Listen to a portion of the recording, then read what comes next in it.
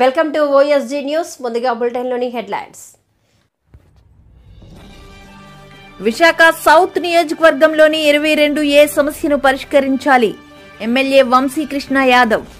5 ఏళ్లలో 20 లక్షల ఉద్యోగాలు ఇచ్చే బాధ్యత మాది. మంత్రి నారా లోకేష్. సరుకుల ధరలు తగ్గింపు కోసం కూటమి ప్రభుత్వం కృషి. మంత్రి నాదెండ్ల మనోహర్. గ్రామ పంచాయతీలకు విడుదల చేసిన నిధులు తెలియజేస్తారా అనే ప్రశ్నకు డిప్యూటీ సీఎం పవన్ కళ్యాణ్ సమాధానం. గత 5 ఏళ్లలో రాష్ట్రాన్ని అప్పుల ఊబిలోకి కూరుకుపోయేలా జగన్ రెడ్డి పాలన ఎలా సాగిందో సాక్ష్యాధారాలు. గత 5 ఏళ్లలో జనం కోసం మీడియా కాదు, జగన్ కోసం మీడియా అనే విధంగా పాలన. రాష్ట్ర అప్పులపై సీఎం చంద్రబాబు ప్రజలను తప్పుదోవ పట్టిస్తున్నారు. మాజీ సీఎం జగన్. చంద్రబాబు అరాచక పాలనపై పోరాటానికి వైఎస్ఆర్సీపీ అధినేత ఆంధ్రప్రదేశ్ మాజీ ముఖ్యమంత్రి జగన్మోహన్ రెడ్డి సిద్ధమయ్యారు. ఈ మేరకు తాడేపల్లి పార్టీ ఆఫీసులో మీడియాతో మాట్లాడుతూ రాష్ట్రం ఎటువైపు వెళుతుందో ప్రతి ఒక్కరూ ఆలోచించాలి. చంద్రబాబు నాయుడు గారు ఎప్పుడు కూడా ఆయన ఏ రోజైనా కూడా ఆయనకు ఒక మోడస్ ఆపరాండా ఉంటుంది. ఆ మోడస్ ఆపరాండా అనేది ఏంటంటే వంచనకు తోడు ఒక గోబెల్స్ సిద్ధాంతం, గోబెల్స్ ప్రచారం. తాను ఒక మనిషిని అప్రదిష్ట పాలు చేయాలనుకున్నా, తాను చెప్పిన మాటలన్నీ కూడా తాను తప్పాలనుకున్నా ఒక మోడస్ ఆపరాండా అనేది తాను ఎప్పుడు కూడా ఫాలో అయ్యే కార్యక్రమం. ఆ మోడస్ ఆపరాండా ప్రకారం ముందుగానే తాను ఒక కథను సిద్ధం చేస్తాడు. ఆ కథను తాను చెబుతాడు. తన ఈనాడు, తన ఆంధ్రజ్యోతి, తన TV5 తనకు సంబంధించిన ఈ మీడియా సామ్రాజ్యాన్ని ఉపయోగించుకొని ఆ కథను ముమ్మరంగా ప్రచారం చేస్తారు. వరుసగా ఆ కథనాలే వచ్చేట్టుగా చేస్తారు. దాని మీద డిబేట్లు కూడా పెడతారు. మంత్రుల నుంచి కింద స్థాయి వరకు కూడా అయ్యే మాటలే మాట్లాడిస్తారు. మాట్లాడించిన తర్వాత ఆ డిబేట్లలో ఉన్న ఒపీనియన్స్ ఇచ్చే వాళ్ళందరూ కూడా వీళ్ళ మనుషులే, వాళ్ళు కూడా అవే ఒపీనియన్లు వచ్చేట్టుగా చేస్తారు. చేసి చివరికి ఏమంటారు, రాష్ట్రం క్లిష్ట పరిస్థితుల్లో ఉంది కాబట్టి చంద్రబాబు నాయుడు చేసే ఈ పని జస్టిఫైడ్ అని చెప్పి దాన్ని మళ్ళా వీళ్ళంతకు వీళ్ళే రాటిఫై చేసుకుంటారు. ఎగ్జాక్ట్గా ఈరోజు ఇదే జరుగుతూ ఉంది. చంద్రబాబు నాయుడు అనే వ్యక్తి ఈ మోడస్ ఆపరాండా సొంత మామ ఎన్టీ రామారావు గారిని వెన్నుపోటు పొడిచి ఆయన పార్టీని లాగేసుకున్నప్పుడు ఇదే మోడస్ ఆపరాండా. అప్పుడు పాపం లక్ష్మీపార్వతి గారిని నాశనం చేసేశారు. చంద్రబాబు నాయుడు గారు బీజేపీతో పోవాలనుకున్నప్పుడు ఇదే మోడస్ ఆపరాండా. బీజేపీని మళ్ళీ తన్నేటప్పుడు కూడా మళ్ళీ ఇదే మోడస్ ఆపరాండా. సిమిలర్లీ ఎన్నికలప్పుడు వాగ్దానాలు ఇచ్చేటప్పుడు ఇదే మోడస్ ఆపరాండా. ఎన్నికలలో వాగ్దానాలు ఎగరగొట్టేటప్పుడు కూడా మళ్ళీ ఇదే మోడస్ ఆపరాండా. ఈరోజు ఇదే మోడస్ ఆపరాండా మళ్ళీ కొనసాగుతూ ఉంది. ఈరోజు మొట్టమొదటిసారిగా ఈ మధ్యకాలంలో చంద్రబాబు నాయుడు గారు ఈ మోడస్ ఆపరాండాను ఇంప్లిమెంట్ చేస్తూ తాను ఈ మధ్యకాలంలో తాను మొదటి స్టోరీ ఈ మధ్యకాలంలో మనందరికీ కూడా బాగా పరిచయం చేసిన స్టోరీ. రాష్ట్రం ఆర్థికంగా ధ్వంసం అయిపోతూ ఉంది అన్న స్టోరీ. అందుకనే నేను రెగ్యులర్ బడ్జెట్ కూడా ప్రవేశపెట్టలేకపోతా ఉన్నాను. రాష్ట్రం ఆర్థికంగా ధ్వంసం అయిపోయిన పరిస్థితిలో ఉంది అని కూడా చెప్పుకొచ్చే కార్యక్రమం జరుగుతూ ఉంది. ఇవన్నీ కూడా గత 5 ఏళ్లలో జనం కోసం మీడియా కాదు, జగన్ కోసం మీడియా అనే విధంగా సొంత పేపర్కి నీలి మీడియా, కూలీ మీడియాకి 100 కోట్లు దోచిపెట్టాడు. పేపర్లో మీడియాలోనే కాదు, పేటీఎం కూలీలని, సాక్షి జీతగాళ్ళని డిజిటల్ కార్పొరేషన్లో పెట్టి దోచుకున్నారు అని ఎమ్మెల్యే అన్నారు. ప్రజాస్వామ్యంలో మీడియా అనేది 4th ఎస్టేట్గా చెప్పుకుంటాం అధ్యక్ష.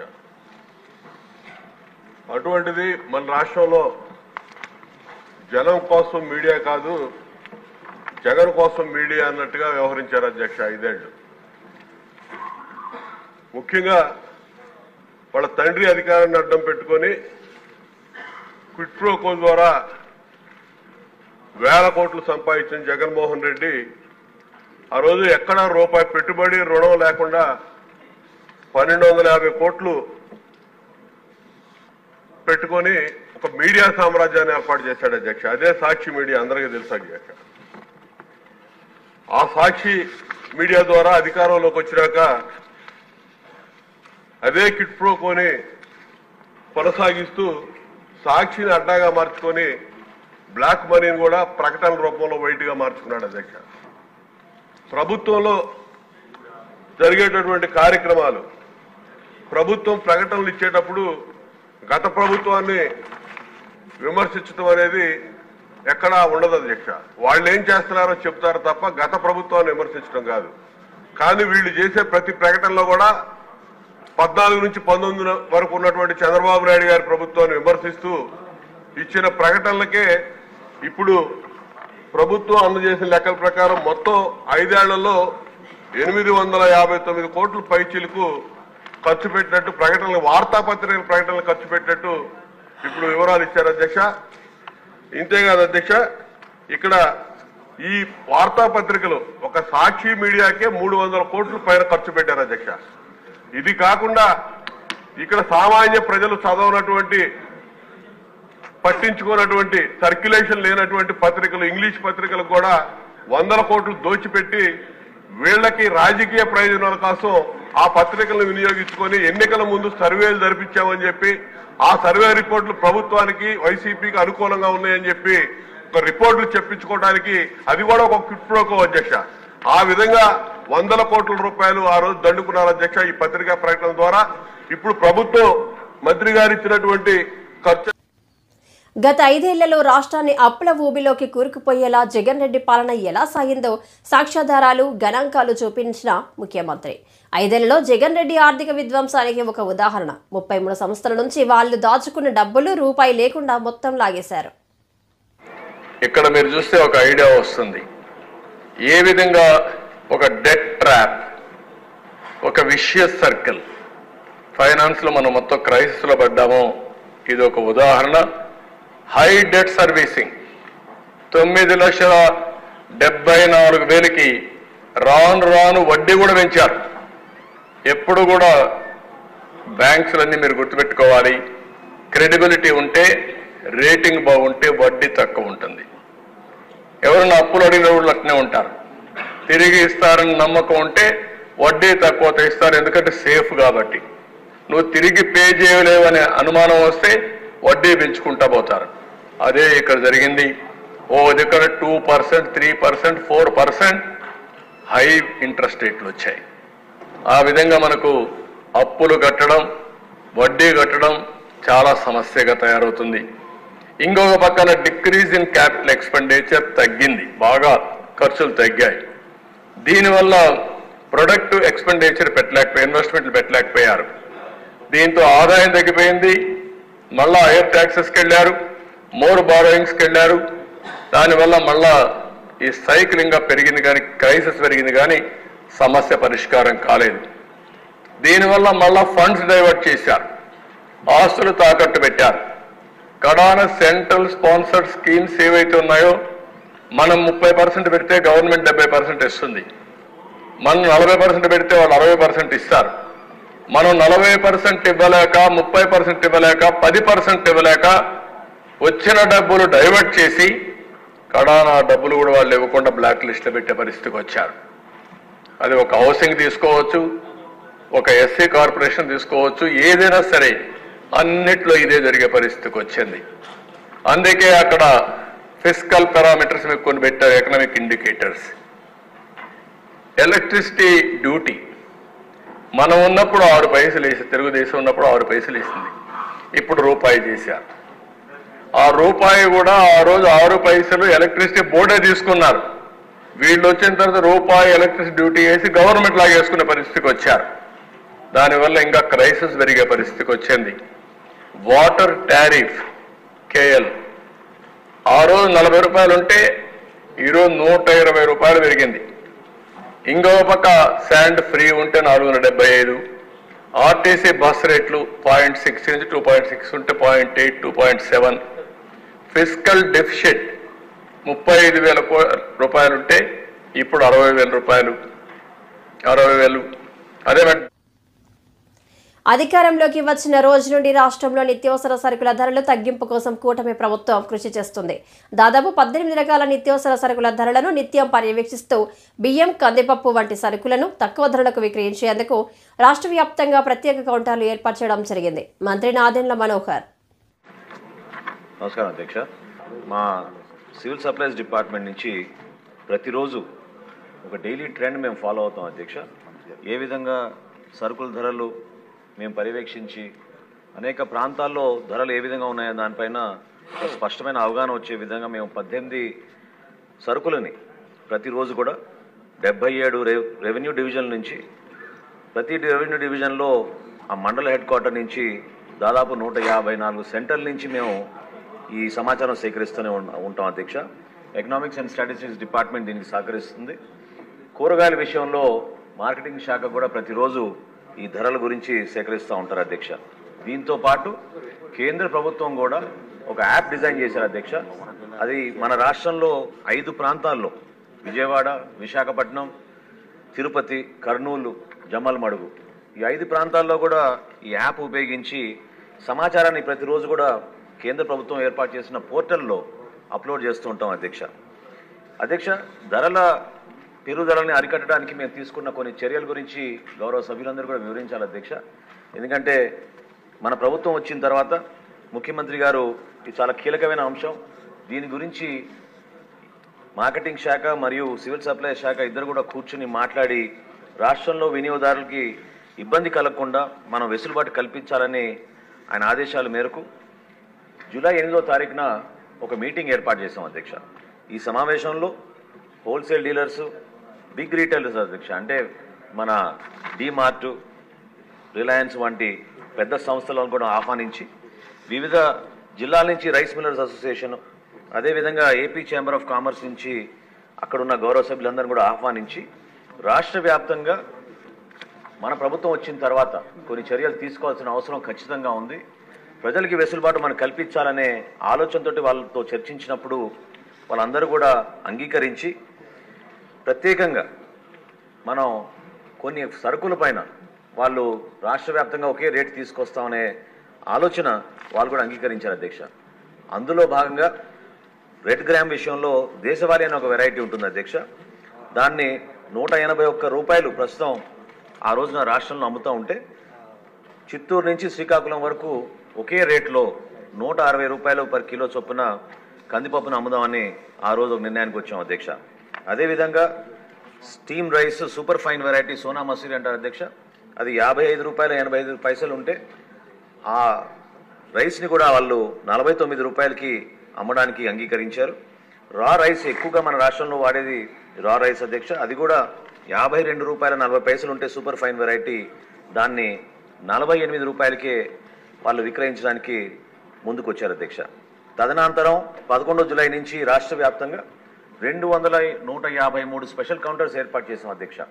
అందులో 86 రైతు బజార్లో ఉన్నాయి, 707 మండల హెడ్ క్వార్టర్స్లో ఉన్నాయి, 308 వివిధ మున్సిపాలిటీలు ఏర్పాటు చేశాం. అదేవిధంగా హోల్సేలర్స్ వాళ్ళ షాపుల ముందు కూడా వాళ్ళు ముందుకు వచ్చి 718 ప్రత్యేక దుకాణాలు ఏర్పాటు చేసి రాష్ట్ర వ్యాప్తంగా ఒక మంచి నిర్ణయం తీసుకుని ప్రజలకి అందుబాటులో ఉండడానికి మా వంతు మేము ప్రయత్నం చేస్తున్నాం అధ్యక్ష. తప్పకుండా కేంద్ర ప్రభుత్వం కూడా ఒక కొత్త చట్టం తీసుకొచ్చి హోల్సేలర్ల దగ్గర 200 మెట్రిక్ టన్నుల కన్నా ఎక్కువగా వీళ్ళు స్టాక్ చేయకూడదని 14-15 ఆర్థిక సంఘం నిధుల కింద 2019-2024 వరకు గ్రామ పంచాయతీలకు విడుదల చేసిన నిధులు తెలియజేస్తారా అనే ప్రశ్నకు డిప్యూటీ సీఎం పవన్ కళ్యాణ్ సమాధానమిచ్చారు. 2 ఆర్థిక సంఘాలు కలిపి 8,283 కోట్ల 92 లక్షలు విడుదల కాగా ఏపీ ప్రభుత్వం మాత్రం 7,587 కోట్ల 64 లక్షలు విడుదల చేసిందని తెలిపారు. క్వశ్చన్ నెంబర్ 82 అండి, పంచాయతీరాజ్ మినిస్టర్ గారు పవన్ కళ్యాణ్ గారు. నమస్కారం అధ్యక్ష. గౌరవ సభ్యులు అడిగిన 4 ప్రశ్నలు అడిగారు అధ్యక్ష. దానిలో 14 మరియు 15 ఆర్థిక సంఘం నిధుల కింద 2019-2020 నుండి 2023-24 వరకు కేంద్ర ప్రభుత్వం నుండి విడుదలైన మరియు గ్రామ పంచాయతీలకు విడుదల చేసిన మొత్తాల వివరాలను సంవత్సర వారీగా తెలియజేస్తారని. అధ్యక్ష, సంవత్సరాల వారీగా గ్రామ పంచాయతీలకు 14 మరియు 15వ ఆర్థిక సంఘం ద్వారా 2019-20 నుండి 23-24 వరకు విడుదలైన గ్రాంట్ వివరాలను ఈ విధంగా తెలియజేస్తున్నాం. అధ్యక్ష, 14వ ఆర్థిక సంఘం 2019-20 ఆర్థిక సంవత్సరంలో కేంద్ర ప్రభుత్వం ద్వారా విడుదలైన మొత్తం 2,336,56 అధ్యక్ష. ఆంధ్రప్రదేశ్ ప్రభుత్వం ద్వారా గ్రామ పంచాయతీలకు విడుదలైన మొత్తం 2,336,56 అధ్యక్ష. మొత్తం 14వ ఆర్థిక సంఘం 5వ సంవత్సరానికి 2019-20 2,336,56 అధ్యక్ష. అదే ఆంధ్రప్రదేశ్ ప్రభుత్వం ద్వారా కూడా గ్రామ పంచాయతీలు విడుదలైన మొత్తం 2,336,56 అధ్యక్ష. 15వ ఆర్థిక సంఘంకి సంబంధించి 2020-21 ఆర్థిక సంవత్సరానికి కేంద్ర ప్రభుత్వం ద్వారా విడుదలైన మొత్తం 1,837,50,00,000 అధ్యక్ష. ఆంధ్రప్రదేశ్ ప్రభుత్వం ద్వారా గ్రామ పంచాయతీలు విడుదలైన మొత్తం 1,837,50,00,000 అధ్యక్ష. 2021-22కి 1,338,52,00,000 అధ్యక్ష. ఆంధ్రప్రదేశ్ ప్రభుత్వం ద్వారా గ్రామ పంచాయతీలు విడుదలైన మొత్తం 1,338,52,00,000 అధ్యక్ష. 22-23 ఆర్థిక సంవత్సరానికి 1,378,65,00,000 అధ్యక్ష కేంద్ర ప్రభుత్వం నుంచి వచ్చింది. ఆంధ్రప్రదేశ్ ప్రభుత్వం ద్వారా గ్రామ పంచాయతీలు విడుదలైన మొత్తం 1,378,65,00,000 అధ్యక్ష. 23-24 ఆర్థిక సంవత్సరానికి సంబంధించి కేంద్ర ప్రభుత్వం ద్వారా విడుదలైన మొత్తం 1,392,69,00,000 అధ్యక్ష. ఆంధ్రప్రదేశ్ ప్రభుత్వం ద్వారా గ్రామ పంచాయతీలు విడుదలైన మొత్తం 696,41,00,000 అధ్యక్ష. మొత్తం 15వ ఆర్థిక సంవత్సరానికి సంబంధించి 5 ఏళ్లలో 20 లక్షల ఉద్యోగాలు ఇచ్చే బాధ్యత మాది. వచ్చిన 20 రోజుల్లోనే 16,000 పోస్టులతో మెగా డిఎస్సి ఇచ్చాం. విద్యా కానుకతో గత ప్రభుత్వం చేసిన కుంభకోణంపై విచారణ చేపడతాం. స్కూల్ బ్యాగులపై, పుస్తకాలపై, బెల్టుల పైన వైసీపీ రంగులు అవసరం లేదు. ఇవన్నీ పిల్లలకు ఇన్స్పిరేషన్గా ఉండేలా డిజైన్ చేస్తాం. మంత్రి నారా లోకేష్. జనరల్గా ఆగస్ట్ మాసం అంటే వచ్చే సంవత్సరానికి ఈ ఆగస్టులో ఈ procurement and supply of school kits మొదలవుతుంది అధ్యక్ష.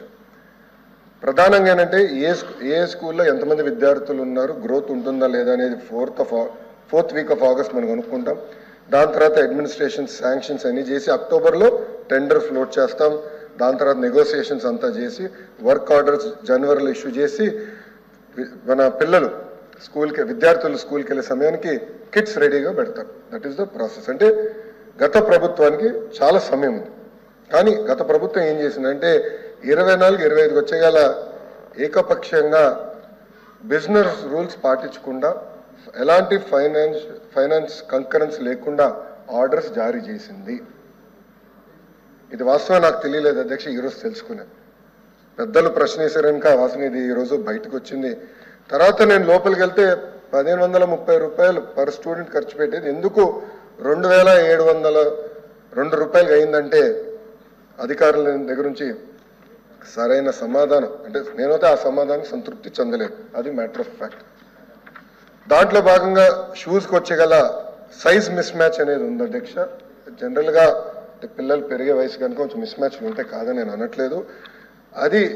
అదే స్కూల్లో కానివ్వండి, మండల్ స్థాయిలో, జిల్లా స్థాయిలో రీప్లేస్మెంట్ ఆప్షన్ ఇచ్చాం. సో ఆ ప్రాబ్లం లేకుండా చేస్తాం. బ్యాగ్స్కి వచ్చేగల నాణ్యత లేదనేది పెద్దలు చెప్పారు. అది ఫీల్డ్లో కూడా కంపడింది. చాలా ఆర్టికల్స్ కూడా దీనిపైన వచ్చినాయి. దాంట్లో 2 విషయాలు. ఒకటి, గత ప్రభుత్వ అనాలోచన వల్ల బైలింగ్వల్ టెక్స్ట్ బుక్స్ అని ఇంగ్లీష్ మీడియం అన్నారు. అలానే ఇంగ్లీష్ మీడియం కమిట్ అవ్వలేదు అధ్యక్ష. సో ప్రతి టెక్స్ట్ బుక్స్లో ఒక పక్కన తెలుగు ఉంది, ఇంకో పక్కన ఇంగ్లీష్ ఉంది. అంటే వెయిట్ పెరిగింది అధ్యక్ష. పిల్లలు 10 నుంచి 12 కేజీ కన్నా ఎక్కువ బరువు మోయకూడదు అనేది చాలా క్లియర్ రూల్స్ ఉన్నా దాదాపు 20 కేజీలు మోస్తున్నారు బరువు. దానికి ప్రధానమైన కారణం బైలింగ్వల్ టెక్స్ట్ బుక్స్. సో ఈ బైలింగ్వల్ టెక్స్ట్ బుక్స్ ఏం చేయాలనేది కూడా మేము డిస్కస్ చేస్తున్నాము. అంటే ఎట్లా తీసుకెళ్ళాలి ఇది ముందలకనేది మేము డిస్కస్ చేస్తున్నాం అధ్యక్ష. అంతేకాకుండా అధ్యక్ష యూనిఫామ్స్కి వచ్చేగల స్టిచ్చింగ్ ఛార్జెస్ కూడా 22-23 అకాడమిక్ ఇయర్ నుంచి పెండింగ్ ఉన్నాయి అధ్యక్ష. స్టిచ్చింగ్ ఛార్జెస్ కూడా పెండింగ్ ఉన్నాయి. ఫైనాన్స్ మంత్రి గారు నా పక్కనే కూర్చున్నారు. సో గౌరవ మంత్రి గారు రిక్వెస్ట్ చేస్తున్నా, త్వరలోనే ఈ స్టిచ్చింగ్ ఛార్జెస్ ఏదైతే పెండెన్సీ ఉందో అది ఇవ్వాలని కోరుతున్నాను. తప్పనిసరిగా మేము అవసరమైతే యుద్ధం చేసి ఆ నిధులు తీసుకొచ్చి, అంటే ఎవరైతే స్టిచ్చింగ్ చేస్తారో ఆ తల్లిదండ్రులకి ఆ ఛార్జెస్ కూడా అందజేస్తాం అధ్యక్ష. అంతేకాకుండా నాకు ఇచ్చిన వివరంలో థర్డ్ క్వాలిటీ చెక్ అని చేసామన్నారు. నేనైతే సంతృప్తి చెందట్లేదు. ఆ థర్డ్ క్వాలిటీ చెక్తో చాలా పకడ్బందీగా చేయాల్సిన అవసరం ఉంది, నాణ్యత అందించాల్సిన అవసరం ఉంది. అది మా ప్రభుత్వం చేస్తున్న అధ్యక్ష, దాంట్లో ఎలాంటి డౌట్ అవసరం లేదు. సో టెండర్లు లేకుండా సరైన ప్రక్రియ పాటించలేదు కనుక దీనిపైన తప్పనిసరిగా నేను ఎంక్వైరీ చేస్తాను. సభ్యులందరూ అడిగారు, దీనిపైన ఎంక్వైరీ చేస్తాను, కఠినంగా నేను వివరిస్తాను. ఏ షెడ్యూల్ అయితే గతంలో మేము పబ్లిష్ చేసాం దాన్ని నేను పాటిస్తాను. మళ్ళీ అధ్యక్ష దీనికి పార్టీ రంగులు కూడా అవసరం లేదు అధ్యక్ష. గతంలో బెల్ట్ పైన పార్టీ రంగులు, బ్యాగుల పైన పార్టీ రంగులు అవన్నీ అవసరం లేదు అధ్యక్ష. ఇన్ఫాక్ట్ నేను డిపార్ట్మెంట్ని అడిగాను అధ్యక్ష, అసలు స్కూల్ యూనిఫామ్ డిజైన్ ఎలా వస్తుంది, కలర్స్ ఎలా చేయాలి, దానికి డెఫినెట్లీ సైన్స్ ఉంటుంది, మీరు తెలుసుకోండి ముందర. విశాఖ సౌత్ నియోజకవర్గంలోని 22A సమస్యను పరిష్కరించాలని ఎమ్మెల్యే వంశీకృష్ణ యాదవ్ ప్రభుత్వానికి విజ్ఞప్తి చేశారు. 10 ప్రాంతాల్లో సమస్య ఉందన్న ఆయన బ్యాంకు లోన్ కూడా ఇవ్వట్లేదు అని అన్నారు. 1,50,000 ఉంటుంది అధ్యక్ష. ఆ ప్రాంతంలో ఇవాళ అవన్నీ కూడా 22Aలో పెట్టి అవి దేవస్థానం ల్యాండ్స్ గా డిక్లేర్ చేస్తున్నారు అధ్యక్ష. మరి ఇవాళ అక్కడ చిన్న రిపేర్ చేసుకోవాలన్నా, ఆ ఓల్డ్ అపార్ట్మెంట్లు కన్స్ట్రక్షన్ మళ్ళీ చేసుకోవాలన్నా, లేకపోతే ఏ చిన్న పని చేసుకోవాలన్నా కూడా చేయనట్లేదు అధ్యక్ష. అక్కడ ఏదన్నా పిల్లల చదువుల కోసం లోన్స్ పెట్టుకోవాలన్నా, లేకపోతే ఏదైనా బ్యాంక్ లోన్స్కి వెళ్ళాలన్నా, ఏ సమస్య ఉన్నా కూడా వాళ్ళకి అవి నిరుపయోగంగా ఉన్నాయి అధ్యక్ష. దయచేసి మీరు ఈ సమస్య మీద మీకు కూడా ఒక అవగాహన ఉంది కాబట్టి ఈ సమస్య మీద ప్రధానంగా ఇది మేజర్ సమస్య అధ్యక్ష. ముఖ్యంగా ఇది వెంకటేశ్వర మెట్ట, అల్లిపురం, పూతివారి మాన్యం, ఎల్లమ్మ తోట, జగదాంబ, మహారాణిపేట, దేవపాలెం, జెండా చెట్టు, చెంగళరావుపేట, ఇంకా వక్స్ బోర్డుకు సంబంధించి అంగడిదిబ్బ, పితాన్ దిబ్బలో కూడా ఈ ల్యాండ్ సమస్యలు ఉన్నాయి అధ్యక్ష. ఇవన్నీ కూడా మీరు దయచేసి మంచి మనసుతో ఆలోచించి దీని మీద ఒక మంచి నిర్ణయం తీసుకోవాలని మంత్రి గారికి, అలాగే మా ఉప ముఖ్యమంత్రి గారికి, సీఎం గారికి కూడా రిక్వెస్ట్ చేస్తున్నాను అధ్యక్ష. ఇకపోతే అక్కడ ఈ సమస్యను గతంలో కూడా అధికారులకు తీసుకెళ్ళాలి అధ్యక్ష. మరి ఇది వక్స్ బోర్డు సమస్య అలా అంటే దేవాదాయ శాఖలో ఇది కొంచెం చట్టాలు చేయడం కష్టంగా ఉందన్నారు అధ్యక్ష. మనం కూడా దేవుని దగ్గరికి వెళ్ళి ప్రజలు బాగుండాలి, మనం బాగుండాలి అనుకుంటాం కదా, ప్రజల కంటే కూడా ఏది కాదు కదా అధ్యక్ష. దేవుడు కూడా ప్రజలు బాగుండాలని కోరుకుంటారు కాబట్టి దయచేసి మంచి మనసుతో మీరు ఈ సమస్యను తీర్చాలని చెప్పేసి మీ ద్వారా ముఖ్యమంత్రి గారి దృష్టికి, మంత్రి గారి దృష్టికి తీసుకెళ్తాను అధ్యక్ష. ఇకపోతే దాదాపుగా ఈ నియోజకవర్గంలోనే 19 ఎకరాలు ఉంది అధ్యక్ష. 19 ఎకరాలు అంటే మీకు ఆ ఓల్డ్ సిటీ గురించి తెలుసు అధ్యక్ష. దాదాపు 1,50,000 మంది ఈ సమస్యతో సఫర్ అవుతున్నారు అధ్యక్ష. దయచేసి మీరు ఈ సమస్యని ముఖ్యమంత్రి గారి దృష్టి తీసుకెళ్ళి కొంచెం సీరియస్గా తీసుకొని మంత్రి గారు దీని మీద ఒక కమిటీలాగా వేసి ఇమ్మీడియట్గా విశాఖపట్నం ప్రజలకి విముక్తి కలిగించాలని చెప్పేసి ఈ సమస్య నుంచి మీ ద్వారా మంత్రి గారిని కోరుకున్న అధ్యక్ష. ఈ సమస్య మేజర్ సమస్య అధ్యక్ష.